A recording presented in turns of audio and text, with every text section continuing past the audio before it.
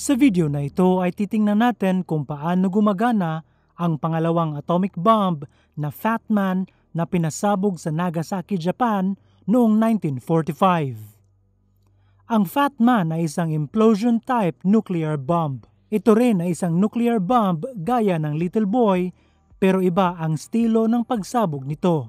Ganito ito kalaki kumpara sa isang tao. May bigat itong 4,670 kilograms at habang 3.3 meters.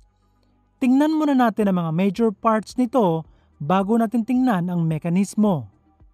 AN-129 impact fuses, Archie radar antenna, plate na may mga batteries, X5 firing set na nag-i-ignite sa mga detonators, plate na may instrument gaya ng radars, barrow switches at timers, barrow tube collector, 32 piraso ng explosive bridge wire detonators, green safety at red arming plugs, implosion sphere na may iba pang mga sphere sa loob gaya ng faster explosive na binubuo ng 32 blocks na nakaayos para mabuo ang sphere.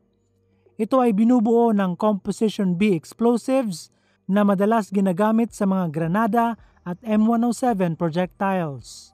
Slower explosive, then isa pang faster explosive, aluminum pusher, uranium-238 tamper, plutonium pit na may plutonium-239, isang chemical element na kayang mapanatili ang isang nuclear chain reaction gaya ng uranium-235 sa Little Boy. Neutron initiator na tinatawag na Urchin na may polonium at beryllium sa loob. Ito ay naglalabas ng neutrons na importante para magsimula ang isang nuclear chain reaction. Dito sa implosion sphere na ito nangyayari ang pagsabog papasok o implosion. Ngayon, ganito pinapasabog ang Fat Man. Ang bombang ito ay inihuhulog mula sa taas na 9,150 meters mula sa lupa. Segundo bago ihulog, ang mga green safety plugs na ito ay inaalis at naiiwan ang mga red arming plugs. Pagkatapos nito ay maa-activate naman ang timer ng bomba.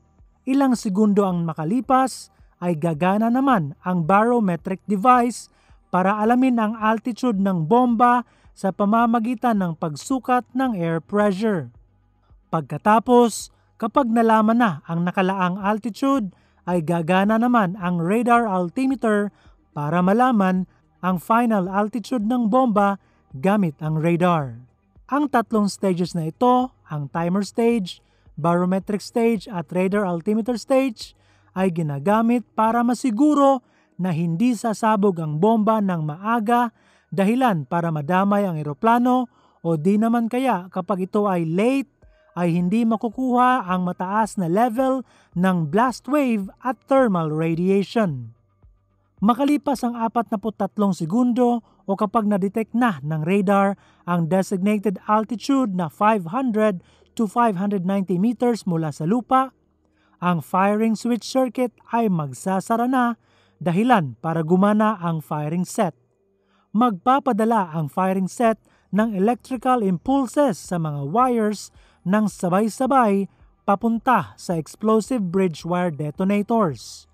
Then, sasabog ang faster explosive papasok at magsasanhi ng shockwave papunta sa slower explosive, sa isa pang faster explosive, sa aluminum pusher, sa tamper plug, dahilan para maipit at mas lalong maging siksik ang plutonium pit.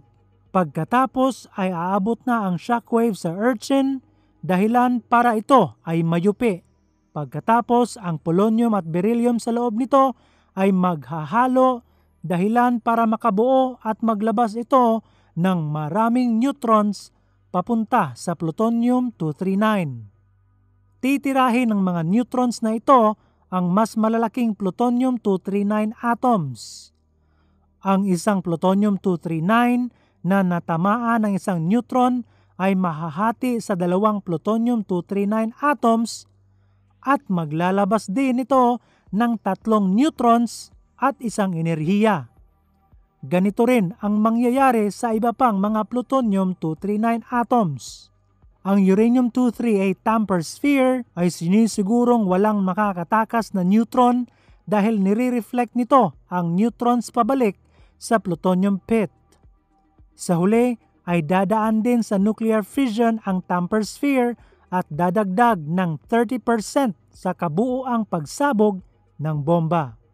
Ang nuclear chain reaction na ito ay magtutuloy-tuloy hanggang sa ang napakawala na enerhiya ay sasabog ng napakalakas, dahilan para mabuo ang fireball, thermal pulse, at shockwave na sisira sa isang lugar, mga ari-arian at kikitil ng buhay ng mga tao.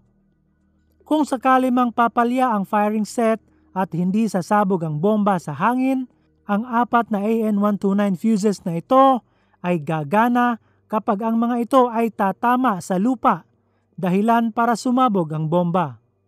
Sinadya na ilagay ito para ang bomba ay hindi makuha ng mga kalaban. Ang Fatma na pinasabog sa Nagasaki ay nakagawa ng 21 kilotons ng TNT at nasira ang hanggang sa 2 kilometer radius na lugar. Mas maliit ang pinsala nito kaysa sa Little Boy dahil maraming burol ang Nagasaki, samantalang ang Hiroshima ay isang malapad na lugar. Kung gusto mong malaman kung paano pinapasabog ang Little Boy na bomba, tingnan ang isa naming video na ito.